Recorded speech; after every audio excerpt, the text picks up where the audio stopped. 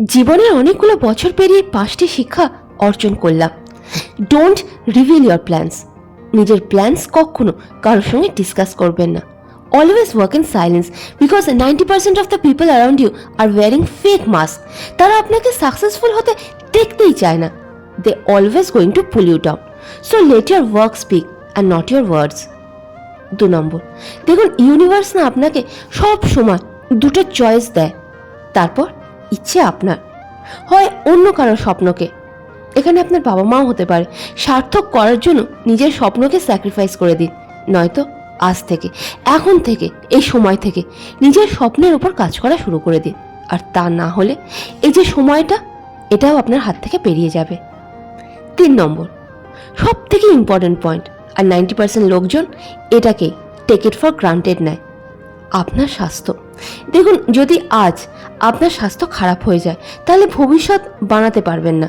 আর যদি ভবিষ্যৎ বানিয়ে নেন আর ওই সময় যদি আপনার স্বাস্থ্য খারাপ হয়ে যায় তাহলে সেই সময়টা উপভোগ করতে পারবেন না।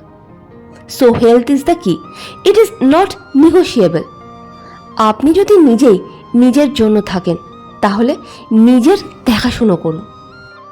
4 number point, discipline is the game changer. Yes, motivation can give you the kick, কিন্তু আসল রোল ডিসিপ্লিনেরই হয়। এই জন্য রোজ সকালে উঠুন, নিজের কাজে ফোকাস করুন, অ্যাক্ট অন ইউর গোলস। যখন আপনার mind, body and spirit aligned হয়ে যায় তখন আপনি প্রচুর নতুন জিনিস সৃষ্টি করতে পারেন, আর তখন আপনি কিছু রিমার্কেবলও সৃষ্টি করেন। এই জন্য be consistent in your life. আর লাস্ট পয়েন্ট খুবই সাধারণ, আর আমি এখনও এই কাজ করে উঠতে পারিনি, সেজন্য আমি সত্যিই চাই আপনি এই কাজটা থেকে বাইরে বেরিয়ে আসুন। তা হলো let go of your past.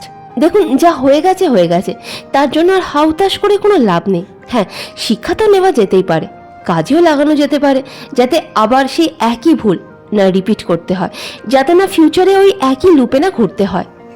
এই জন্য এই সব কটা কাজ ভীষণ জরুরি।